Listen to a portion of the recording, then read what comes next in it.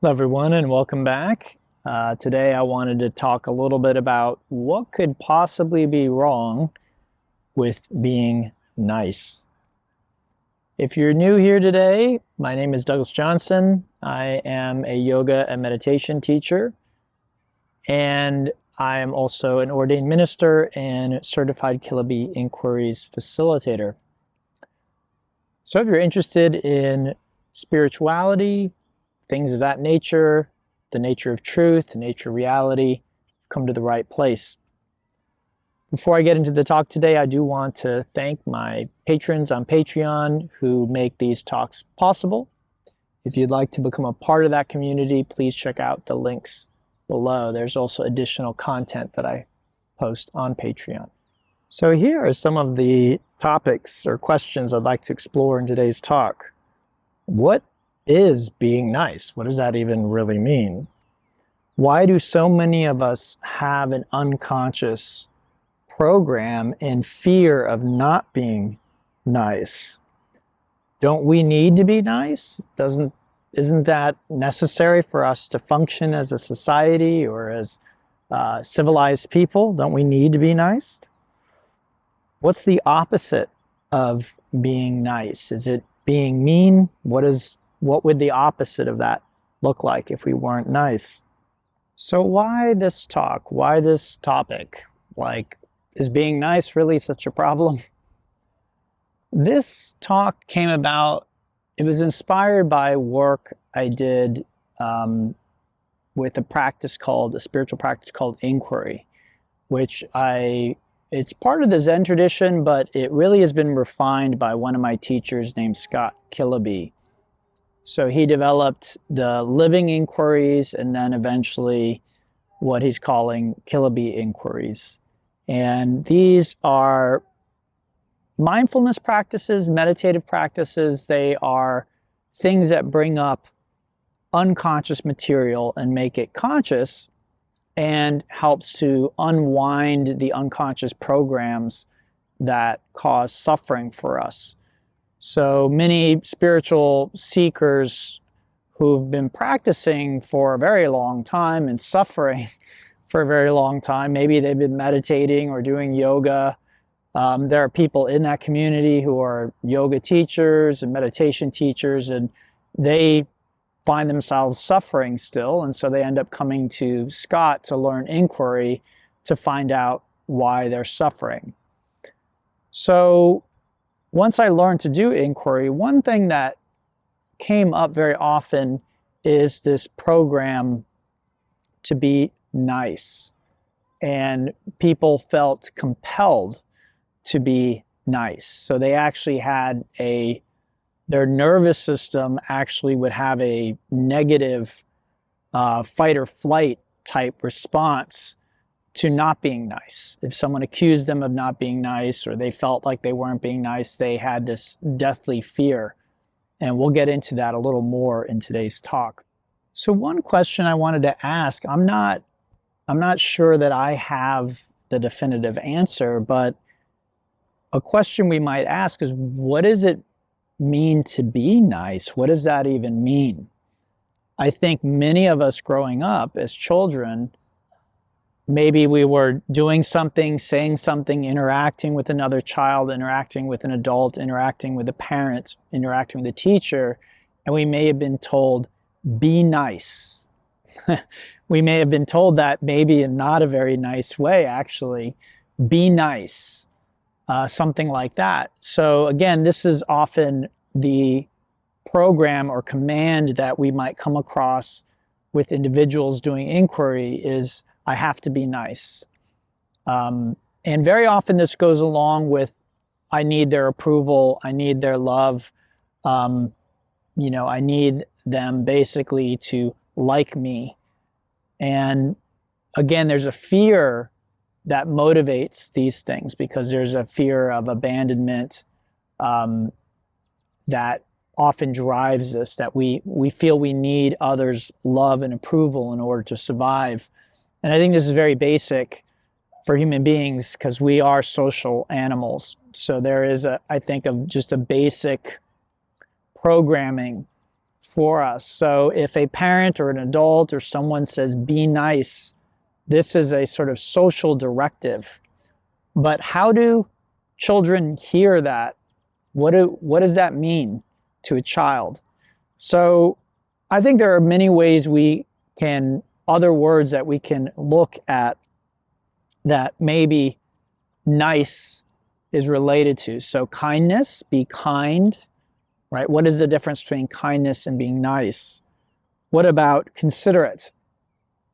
Is that the same thing as being nice? If you're considerate, you consider other people's feelings, or you consider how your actions are affecting a situation. Is that the same as being nice?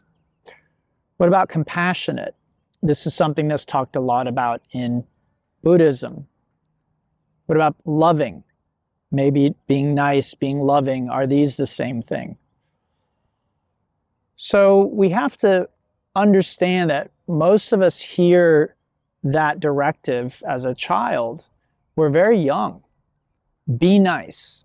What does that mean? We all know what nice is, right? Or we all think we know.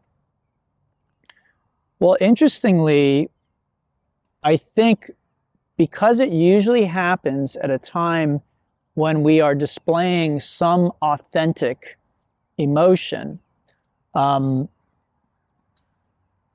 we get that directive, I think very often the child hears it or interprets it in some way as be inauthentic. Pretend that you feel differently than you actually feel, or act differently than you actually want to act. And again, this is based partly on what I find when I do this work with people. When these things come up, this very often comes up around authenticity, being real about how we feel, being truthful to those that we love and those that we're interacting with, not repressing how we actually feel about a situation. Now, a question that can come up in this area is, well, don't we need to do that? Isn't that necessary for survival? And we'll explore that a little bit later on. I'm not going to say that that's an easy answer, but again, I think there is a difference between maybe being considerate, being kind, considering our actions, how they affect others, how we're affecting a situation, exploring that there might be other ways to express or ask for what we want than what we're doing. But I think when children are given this directive, be nice, play nice, this sort of thing, very often the way that they're interpreting it is whatever I was expressing or doing was bad or wrong, and they simply repress that and reverse it. And if there's one thing I've learned from doing the deep dive on inquiry, is repression is a very, very bad thing. So, do we need to be nice? Is that important for our survival as a species? I think, again, depending on how you're defining nice, yes, perhaps we do. We can't all express our frustrations by hitting other people or yelling at other people or throwing a temper tantrum.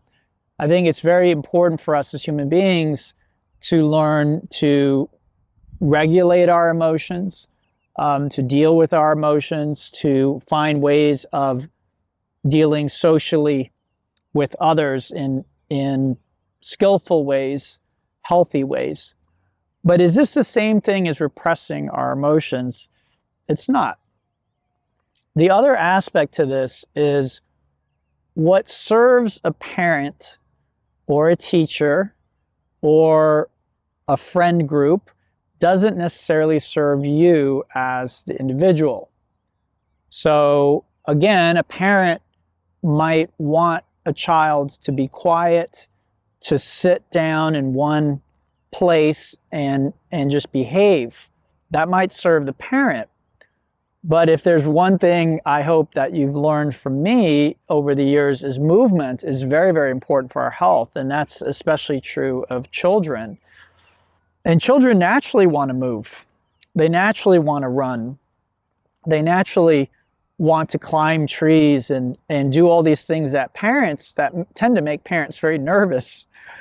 So again, as a parent, I may want to shut down that behavior for my child because I'm afraid, right? If something happened to my child, what would I do? It's actually quite selfish. We can think, well, it's looking out for the child. Maybe. The part of the child's development is taking risks, is doing this kind of behavior that the parent may not appreciate, may not like. So we have to understand that what serves a parent, a teacher, a friend group, society, doesn't necessarily serve the individual. And sometimes it doesn't even serve the society ultimately. You can have a society that tells individuals to repress certain types of feelings or behavior that ultimately isn't really serving the society itself. It's just become a cultural norm. For instance, look at women as a resource, right? Women now are in the workplace, and think about all the wonderful positions and work that women have done in a modern setting like in America, where it's common for women to work. What if we were to say, like cultures in the past, oh, women can't work? Are we really serving the greater good by having that narrative? There are still cultures where that is the narrative. Women should not work. Women should be in the home, this kind of thing. Is that serving the greater good? What about women with talents, special talents? What about women with gifts? What about women just being able to carry the workload? Okay? So again, society can say women shouldn't work. Does that mean that that's true? That actually serves a greater good or not? Again, I'm not here to answer that question, but we just have to recognize that just because a society says, be nice, stop doing this, stop doing that, parents, teachers, siblings, our contemporaries, just because they're telling us to do something, that doesn't mean that's for our good, and it doesn't even mean it's for the greater good. So we do need to draw a distinction between, okay, I'm being told to be nice. Again, some might say, well, that's in service of the greater good. We all need to be nice. But again, what do we mean when we're saying nice? And how does a child hear that? And again, are we sure that there isn't something other than being nice that would actually serve the greatest good? So one thing we explore in inquiry is called a utility inquiry. And a utility inquiry is examining, what do I get from holding a certain belief or a certain idea? One of the great insights that Scott and Dan, who developed Kiloby inquiries together, is that we always get something from holding a belief or an idea. So we're not going to hold on to a belief, I need to be nice, I need to be kind, if we don't think we're getting something from it. And mind you, all of this is unconscious. So it's not something that most people would be able to tell you that they believe outright. They would have to do inquiry in order to pull up the idea or the belief. So what is usually the utility behind being nice? When I come across, I'm working with somebody and I'm like, well, I can express how I feel to this person. I can leave this person. I can do what I want to this person. No, I have to be nice. Okay, what do you get from being nice? Usually there's a fear of abandonment and a fear of not being loved. love being withheld. And again, we can see this with the children, right? If I'm a young child, my parent looks at me disapprovingly, be nice. What am I afraid of with my parents? Well, sometimes you're actually afraid of physical harm. Some parents actually beat their children, but they can also use shame and guilt. And underneath that very often is, again, we're social animals as human beings, and children inherently have this sort of fear that I'll be abandoned, I'll be left alone, my parents won't love me, they won't care for me the way that I need. It's very clear to children that they need their parents' love and care. So if there's a fear that that will be withheld, this can create a very strong motivation for children. One piece of advice I give to parents based on the work I've done with inquiry, seeing into the unconscious mind of many people, is that if there's one gift you can give to your children, even when they're behaving badly, even when you have to scold them, is to let them know that you love them unconditionally, that no matter what happens, you will not withdraw your love and support of them. And that could be so healing and so huge for so many of us, because what I find when I do inquiry with people is many people, this is a great motivator for much of what they do. I'm afraid of not being loved. I need their love. I'm afraid of being abandoned. So this is often true of this, I have to be nice. And again, many of us haven't even explored, well, what does that really mean? Can I express my feelings and still be nice? Can I communicate my needs and still be nice?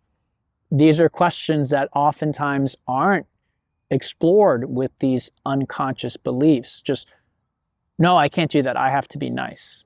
So again, this is where inquiry and diving deep into the unconscious can be so helpful and useful for us.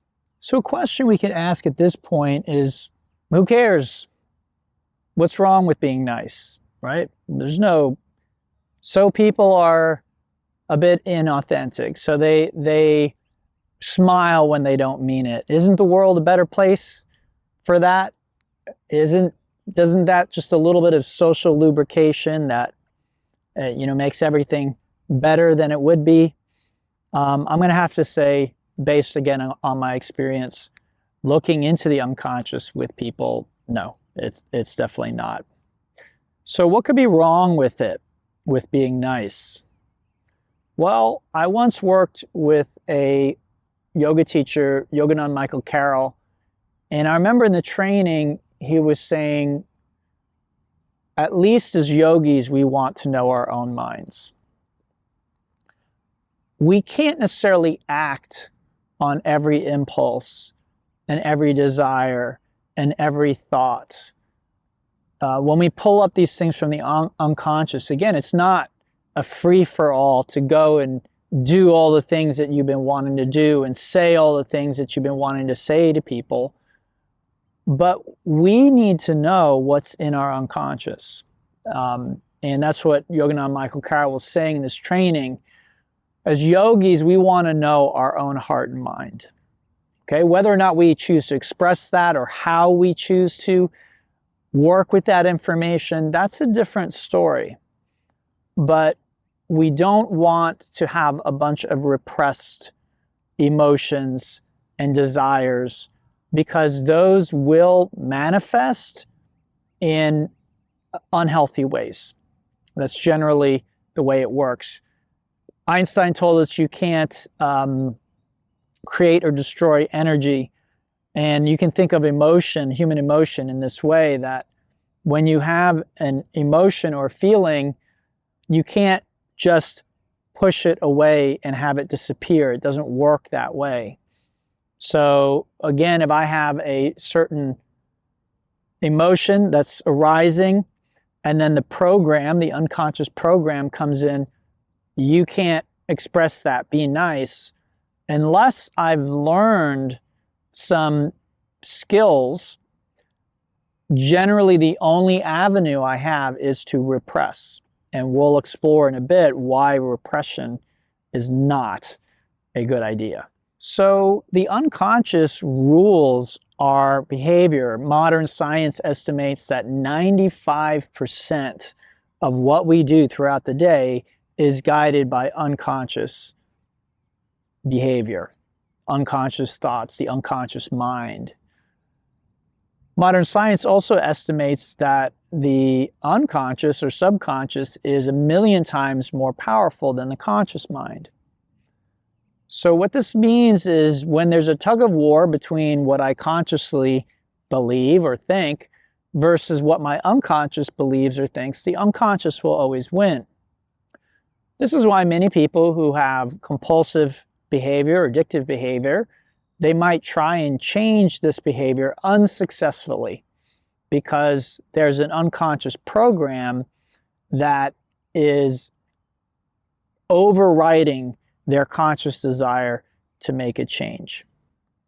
So when I repress an emotion, when I deny an emotion, a feeling, one consequence of doing this is something that Dr. John Sarno, who wrote the book Mind Over Back Pain, he tells us that repressed emotions can actually lead to chronic back pain, and often does. And many of the people that he sees, he checks them physically to see if they have a physical structural issue. And then if they're barring some real structural issue, just because they have some herniated discs, for him, that is not an excuse for back pain. He'll check for real structural damage. And if he doesn't find that, if he just finds some herniated discs, things like that, he says that there are people who have them who don't have pain, and there are people who don't have herniated discs who do. So for him, a herniated disc is not evidence, physical evidence, that there should be back pain. So he helps counsel people on how to deal with their emotions. Because what he says is the repressed emotion is actually causing the physical body to react, and that's what's causing the pain. So it's not that the pain isn't real, but the pain is what we would call psychosomatic, which means that there's a psychological aspect and it's creating a somatic, a physical effect, in this case, back pain. So one of my teachers, Scott Killaby, he turned me on to that book, and Scott was actually able to heal his own chronic back pain, which was very, very severe.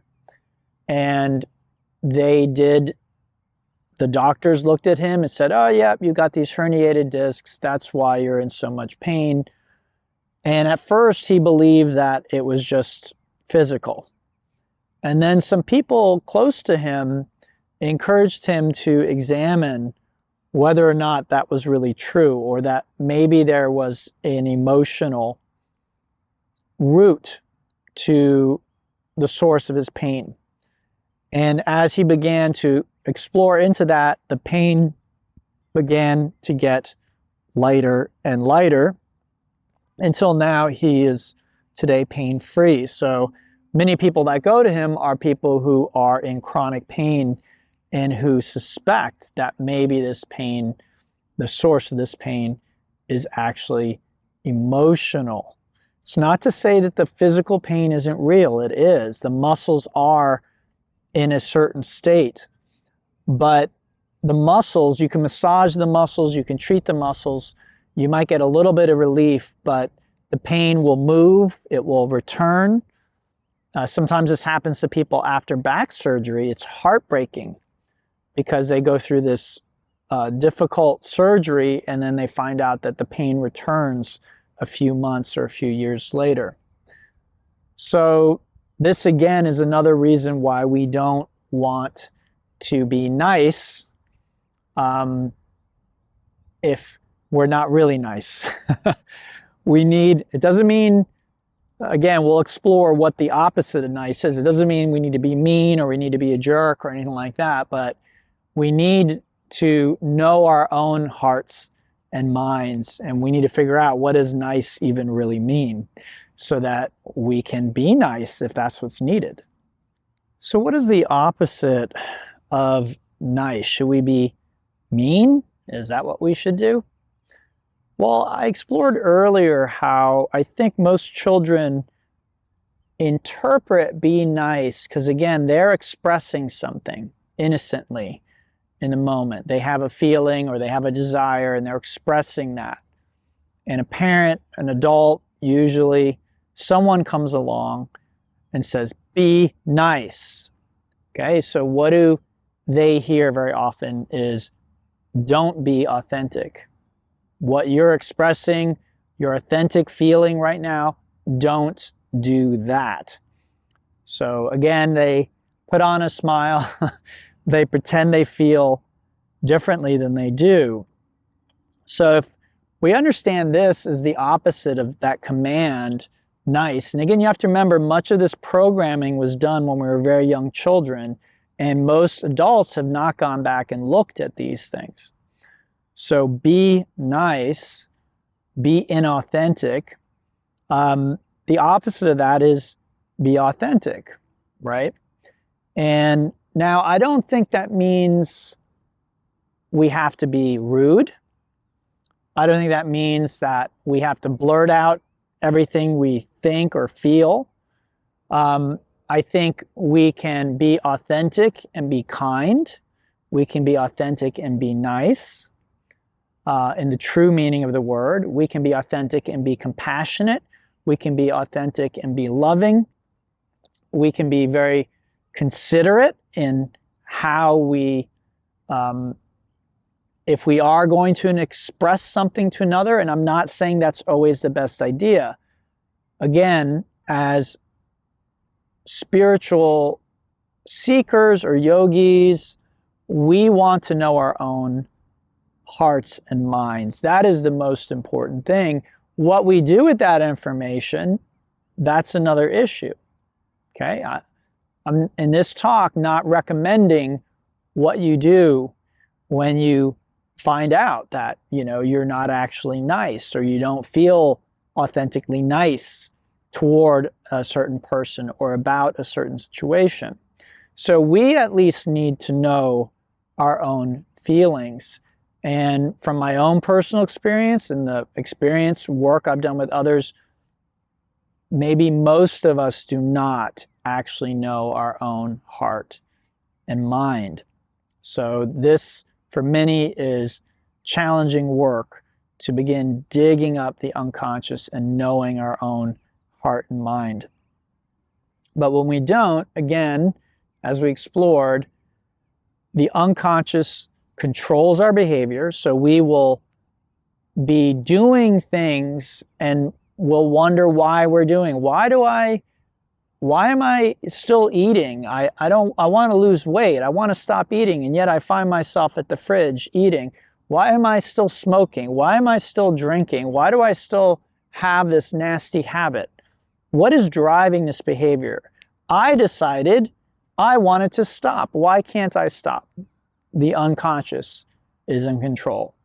So again, when I am not acknowledging my authentic feelings, I am fueling this unconscious behavior, and eventually enough repressed emotions can lead to chronic pain in the body. So again, these are two reasons why we don't want to do that.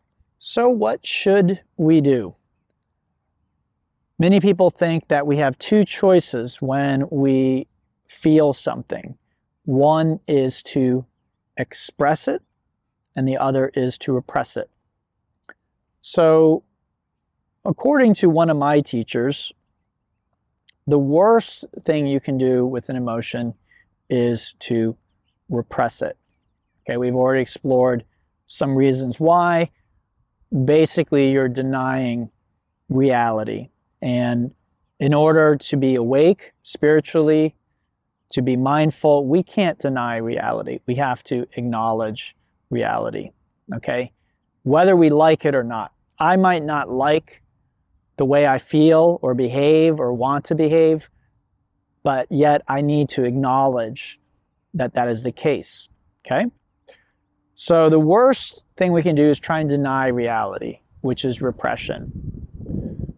Expression, it depends on the situation, but a lot of times it's not really that much better. And there are certainly instances where expressing how we feel could be dangerous. It could be harmful to others, to ourselves. It could be life-threatening even. So we see that expression isn't always the answer. Sometimes it is the best thing.